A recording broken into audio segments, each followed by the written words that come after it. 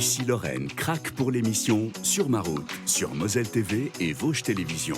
Ici, votre radio de proximité en Lorraine.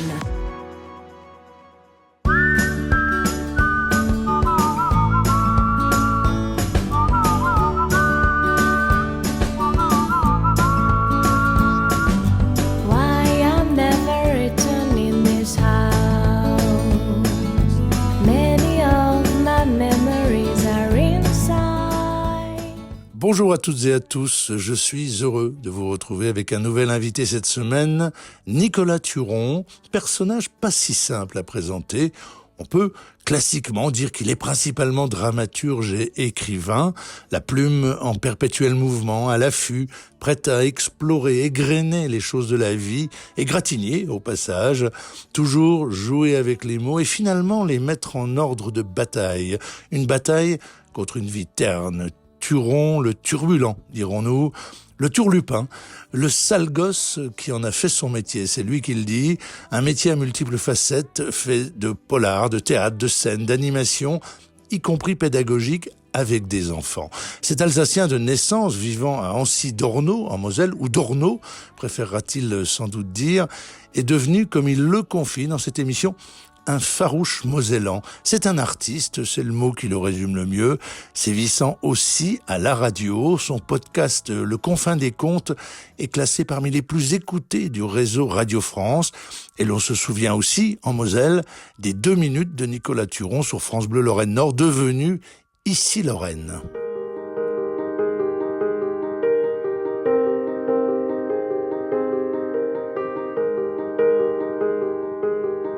Bonjour Nicolas, ça va ? Ça va. Ouais, ça va. Bah oui. Comment on te présente ? Parce que alors il y a l'auteur, le dramaturge. Comment t'aimes bien qu'on te présente en général ? Bon, en tant que Nicolas, Ouais, déjà, voilà. c'est pas mal. Ça c'est pas mal. Ouais. Je me définis autant comme artiste que comme papa, par exemple, Ah ouais. ou comme dornotin. Ouais. Donc en fait, ce qui m'arrange, c'est que tu me présentes comme tu as envie. Ouais. Mais auteur, parce que t'as quand même plein de casquettes, auteur, mais qui se rejoignent finalement. Hein, tout ça, c'est un porte-casquette. Auteur, dramaturge, écrivain, journaliste, enfin voilà quoi. Ouais, journaliste, j'ai pas la carte. Hein. C'est toujours des exercices à la manière du journalisme. Ouais. J'ai trouvé une formule qui condense un peu tout ça. C'est écrivain public de fiction. Ah ouais, c'est bien. Voilà. J'ai une amie aussi qui dit inventeuse d'histoires vraies. Ouais. Et puis j'ai lu aussi sur ton site explorateur d'art vivant. Ouais, voilà. Ouais, j'aime bien. Bah, j'aime voilà. bien. Mais c'est des choses compliquées, mais ça va. Alors, ce qui est surprenant, c'est qu'à aucun moment, et pourtant pour moi, Turon, le mot Turon, c'est le turbulent, c'est le drôle, c'est l'humour. À aucun moment, tu fais référence à l'humoriste. Alors, est-ce que c'est quelque chose qui te gêne de dire « je suis aussi un humoriste » ? Qu'est-ce que moi, j'ai des souvenirs de chroniques sur France Bleu à l'époque, où j'étais pété de rire. Je me souviens de celui avec Angela Merkel, le jour où elle arrive à Metz. Bref. Pourquoi pas cette définition aussi à travers l'humour ? Parce que j'ai tellement de professions et je fais tellement de rencontres à longueur de journée que chacun me voit la facette de la boule disco que je suis comme il l'entend. Ouais. Si c'est humoriste, ça va aussi. Je suis plus du côté de la malice, je dirais, que de l'humour franc. Ouais. J'ai toujours trouvé, par exemple, Julien Strelzik, qui est un ami, qui m'aide souvent à faire ses premières parties ou du one-man show. Et je suis mort de peur à chaque fois. J'ai toujours trouvé le one-man show, l'idée de faire rire les foules, très très dur, et puis presque un peu suspect. J'aime bien, moi, être un peu clivant. C'est compliqué de faire rire. Je ne sais pas si les gens sont toujours bien conscients de la difficulté de ce métier. C'est un métier, oui. Hein. C'est vraiment compliqué. On fait un petit retour avant de recauser tout ce que tu fais sur ton enfance. Elle n'est pas à Ancy, ton enfance, elle n'est pas à Ancy-Dornot, parce que là, on est à Dornot. On dit Dornot d'ailleurs, j'ai l'impression que les gens de Dornot continuent à dire Dornot. Ils ne disent pas vraiment Ancy-Dornot. Je ne peux vraiment pas m'exprimer sur la réunification de ces deux villages, mais c'est vrai qu'on est heureux à Dornot d'avoir annexé Ancy en 2016. Non, j'ai grandi la plupart de mon enfance à Voipy et à Metz. Donc je suis quand même un farouche mosellan. J'ai grandi par ici. Bien qu'étant né en Alsace, je n'y suis resté que 6 mois. J'ai vite compris quel était le caractère alsacien. Et du coup, je suis parti. Mais j'ai habité un temps dans les Vosges. J'ai fait mes études artistiques à Nancy. Donc je suis un vrai Lorrain, si tant est que la Lorraine existe encore. Mais justement, la Lorraine, quand tu dis la Lorraine aujourd'hui, toi, ça te renvoie à quel mot, quelle pensée Et la Moselle aussi, je te demanderai aussi par rapport à la Moselle. Mais la Lorraine, ça te dit quoi aujourd'hui ? Étant continuellement en tournée, puisque je fais beaucoup de théâtre. J'ai beaucoup demandé aux personnes que j'ai rencontrées partout en France quel était le cliché qu'ils avaient de la Lorraine. Et partout, on m'a répondu « Ah, la Lorraine !» Eh bien, Strasbourg. Donc, en France, le premier cliché sur la Lorraine, c'est l'Alsace. Ah, c'est terrible aussi. Et du coup, pour répondre à ta question, je trouve qu'on est dans un territoire qui est pétri de richesses, mais qui a un peu de mal à se faire valoir. Et pourtant, Dieu sait si on s'y emploie, on est quelques-uns. Mais voilà, je dirais un territoire un petit peu orphelin, chahuté par le temps. Et en ça, comme ça a été mon cas aussi, je me reconnais bien dans ce territoire. Oui, puis qui est victime aussi de clichés très anciens. Très longtemps, moi qui habitais en Auvergne, pour les gens, la Lorraine, c'était les mines ou les forêts. C'était ou les mines au nord ou les forêts au sud. Alors on va parler de toutes tes écritures. Je voudrais quand même qu'on dise un mot pour démarrer. Alors sur toute cette collection qui est géniale. Alors tous les titres sont sous la forme de jeux de mots. Oui. On est là dans du potache, comment on dit, parce qu'on va en citer quelques-uns, mais on va les passer à l'écran. Là, c'est génial. Il y a de la rumba dans l'air. Saint-Avold au-dessus d'un nid de coucou. Il y a Je Lamberg à mourir. Mano à Madame, c'est génial. Alors, tous des jeux de mots avec des communes mosellanes. Il y a aussi dans les Vosges, puisque là, les Saint-Dié sont jetés. Tiens, on va le montrer à l'écran, celui-là, les Saint-Dié, parce qu'on aime Saint-Dié. On aime toute la Lorraine. C'est ça, c'est de l'humour. On est sur du potache. Et qu'est-ce qu'on trouve à l'intérieur? Le déclencheur, c'est les vacances en Bretagne. Et puis ces bureaux de tabac dans lesquels on trouve des polars locaux. Panique à Pornic. Et je vois ça et je me dis, mais pourquoi cette collection n'existe pas en Moselle? Est-ce qu'on n'a pas assez d'autodérision? Est-ce qu'il n'y a pas de choses à raconter? Et pendant le confinement, j'ai écrit le premier qui s'appelle Ancy soit-il. Oui, Ancy soit-il. Qui se passe ici. Qui est quand même Ancy, le village qui a vu passer Jack Kirby, l'inventeur de Captain America. Hulk est né en bas du village de Dorneau. Je vous raconterai peut-être l'histoire tout à l'heure. Si, c'est vrai. J'ai appris ça il y a 3 semaines. Et donc, je décide de faire des enquêtes sur place à chaque fois dans les villages, de rencontrer les habitants et d'écrire une intrigue à partir de ce que je collecte comme information. Donc, toutes ces intrigues ont l'air potaches, mais ont drôlement le goût de la vérité. Oui, c'est ça. Il y a vraiment une intrigue. On suit comme un polar. D'ailleurs, on le signale, tu seras bientôt au festival Polar sur Meurthe, première édition à Saint-Dié. Hulk, natif d'ici, ça c'est vraiment une info. Monsieur Propre est aussi lorrain. Monsieur Propre, il est de Golbet. Je l'ai en face de moi. Il est de Golbet. Oui, un petit peu. Moi, je ne suis pas si balèze, mais bon, oui, c'est ça. Ah, il est de Golbet. Oui, il est de Golbet. Génial. Alors, on évoquait les Vosges, parce qu'on est aussi suivi sur Vosges TV, avant qu'on poursuive sur une deuxième séquence. Je veux qu'on dise un mot sur ce journal, L'Inutile. Oui. Alors, Alors, je résume peut-être mal, c'est un travail avec des gamins. C'est aussi dans le cadre de partenariats avec des collectivités, c'est ça? Alors, L'Inutile, c'est très simple. J'ai acheté un van Volkswagen pour partir faire un tour d'Europe avec ma famille. Das Auto. Das Auto dans laquelle on peut schlafen.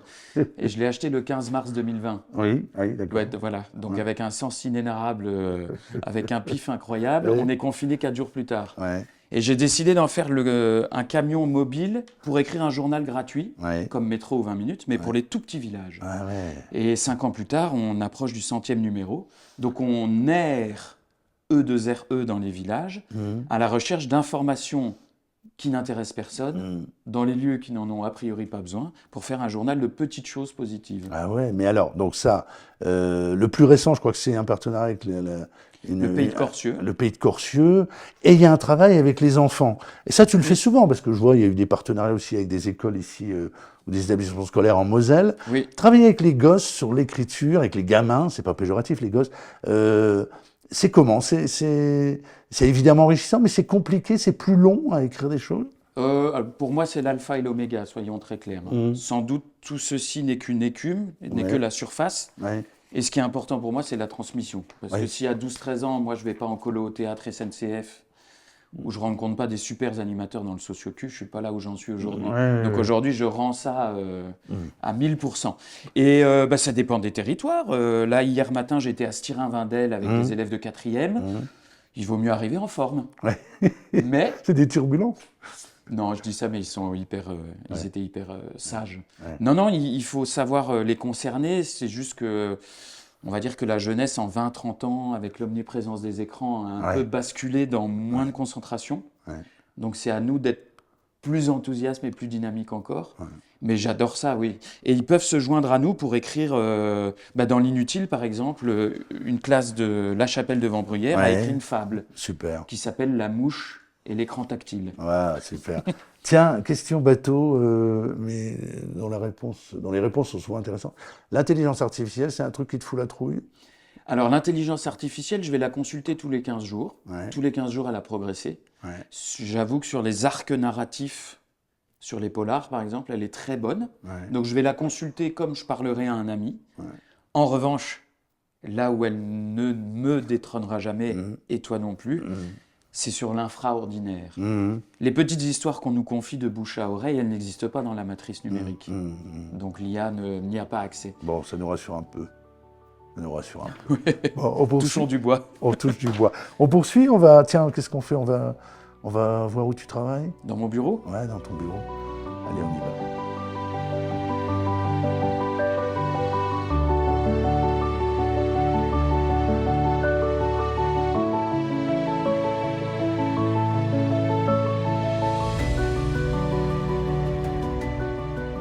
Bon, là, on est arrivé dans ton antre. Oui. C'est ça. Le sein des saints. C'est ici que tout se passe. T'écris jamais en extérieur quand même? Tu prends pas ton portable, tu vas écrire dans un bistrot ou en forêt, ça t'arrive? Si, j'écris partout. Et de temps en temps ici. On va dire ici, c'est un peu le sanctuaire. Il arrive que je mette la dernière main à l'ouvrage dans cette pièce. Et ensuite, je stocke mes livres, j'archive. C'est plutôt l'endroit où je me retrouve. Quel genre d'écrivain tu es? Parce qu'on dit souvent, alors il y a plusieurs écoles, il y a ceux qui aiment, tout le monde aime, mais il y a ceux qui prennent un vrai plaisir, jouissif quasiment, dans l'écriture. Il y a ceux qui expriment une souffrance. Comment tu te situes, toi, quand tu as ton ordi, que tu commences quelque chose, tu es dans quel état? Ça dépend de mon état de forme. Ce qui est sûr, c'est que c'est devenu quelque chose d'ontologique. Je ne me pose pas la question, je ne fais que écrire toute la journée, où que je sois, dans quel état que je sois. Et après, ça dépend de la matière. Un texte de spectacle jeune public, ça peut faire 10 pages Word. Et je peux passer 2 ans dessus. Là où une nouvelle policière, je peux l'écrire en 3 jours. Voilà. Ça dépend. Quand je m'attaque à Sherlock Holmes, qui est le mythe qui m'a fait grandir adolescent, avoir la chance d'écrire une aventure de Sherlock Holmes aujourd'hui, je m'applique et je souffre parce que j'ai envie de bien faire. Alors, tu écris aussi pour le théâtre.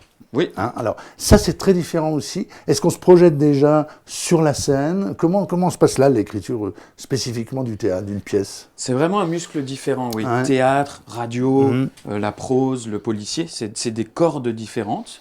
Il faut avoir beaucoup de cordes à son harpe.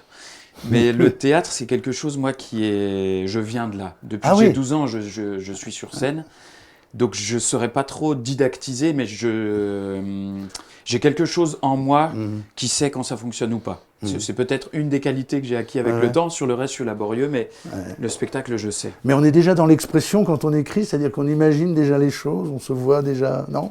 On projette. Oui, c'est plutôt quelque chose de rythmique, vraiment comme une fièvre. On sait si on s'égare, si c'est trop bavard. Je ne saurais pas le dire autrement. En montant les escaliers pour rejoindre ton antre, parce que tu es tout au-dessus là, de la maison, on est chez toi, le signal.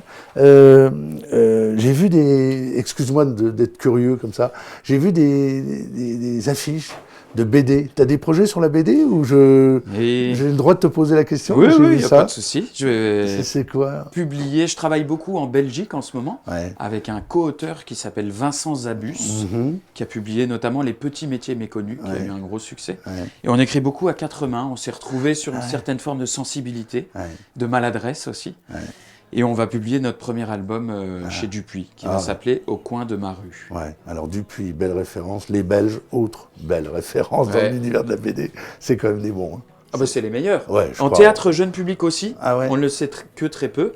Mais en jeune public, le théâtre pour les enfants, les Belges sont vraiment les meilleurs. Eh bien écoute, sur ce beau clin d'œil à nos camarades belges, on va poursuivre sur ta route.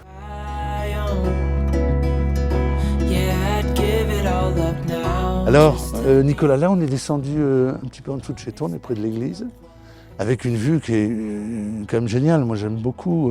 Même par temps gris, je trouve que c'est chouette.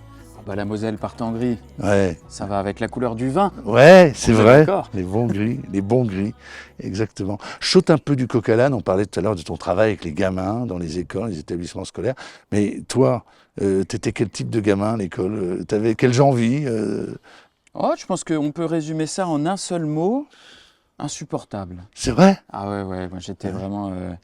Il y a mon instit de CE2, Monsieur Duval, Mhm. qui est à Voipy, Ouais. qui vient toujours aujourd'hui voir ce que je fais. Ah oui, c'est pas le Duval des célèbres pastis Duval. Non, c'est pas lui. Ou alors il me l'a pas dit.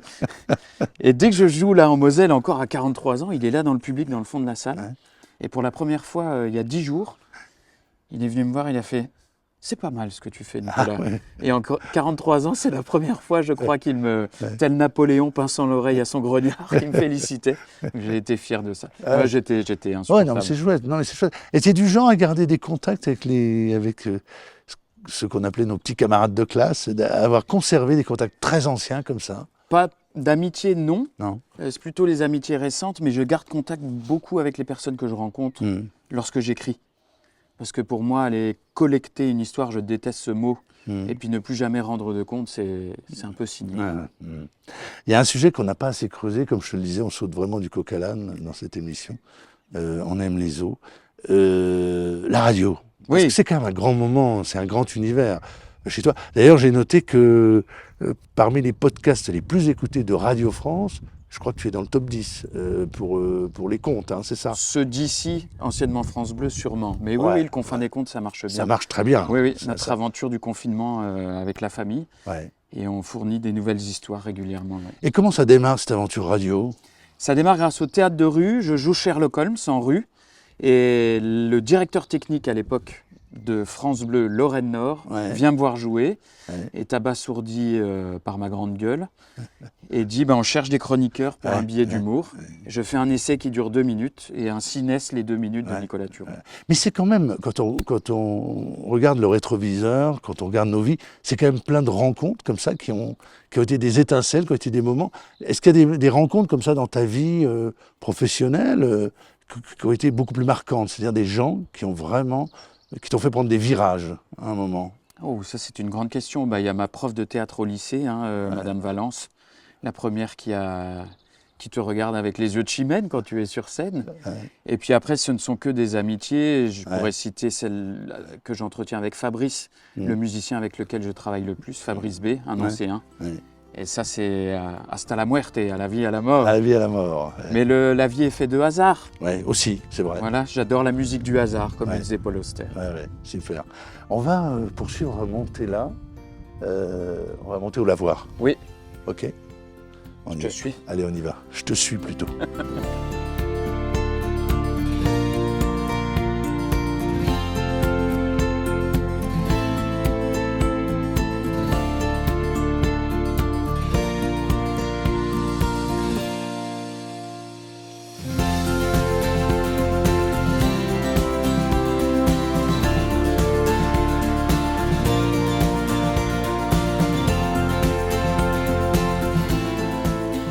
Nous voilà à la fin. On est au lavoir? Oui, on est au lavoir. Quoi ce dessin derrière? Tu nous dis, c'est quoi? Ça, c'est Robert Smith, Ouais. qui est apparu dans les stigmates Ah oui, c'est ça. de la moisissure du mur, comme le Christ à Cirque-les-Bains. Enfin, c'est ce qu'on a essayé de faire croire Ouais. pour introduire une journée de fête qui s'appelait The Cure Thermal, où on a fait un petit trail dans les vignes et il fallait courir en peignoir et en schlapp.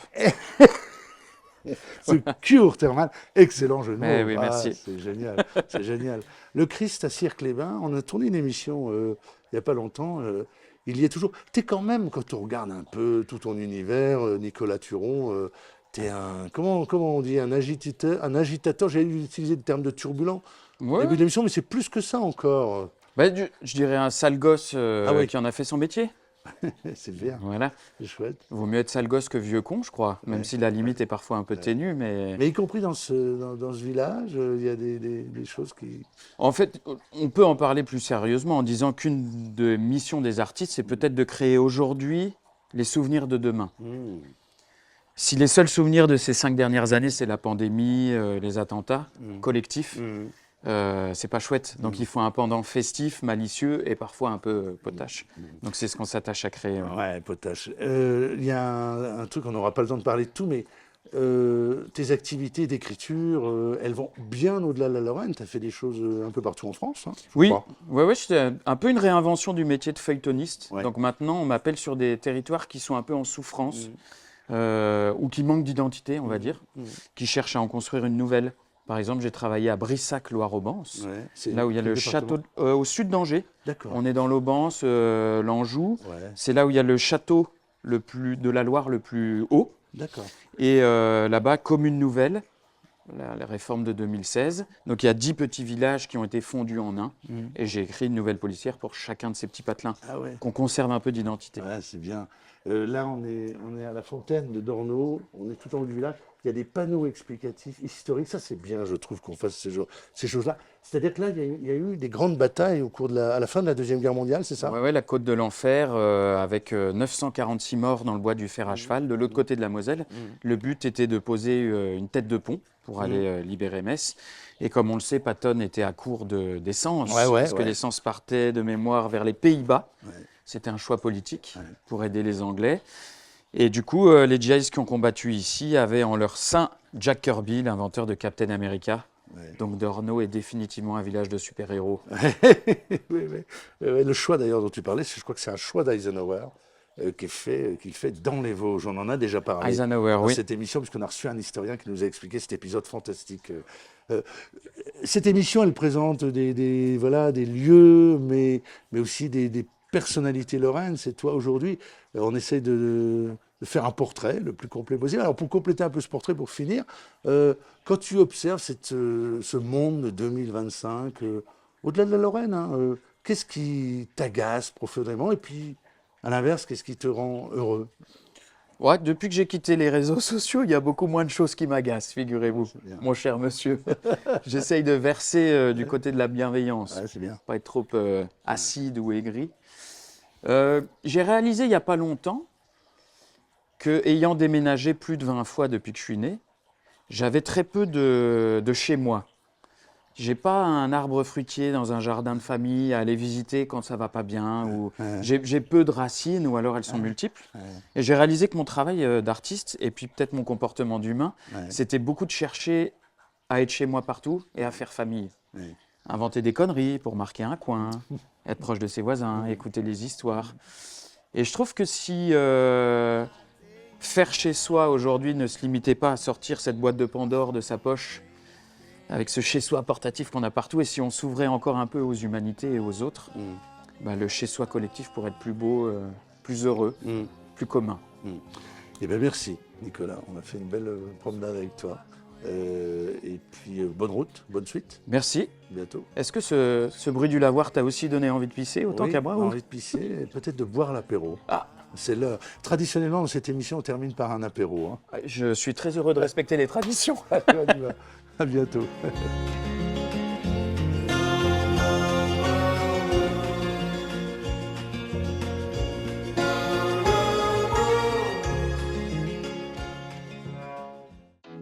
Ici Lorraine craque pour l'émission Sur ma route, sur Moselle TV et Vosges Télévisions. Ici, votre radio de proximité en Lorraine.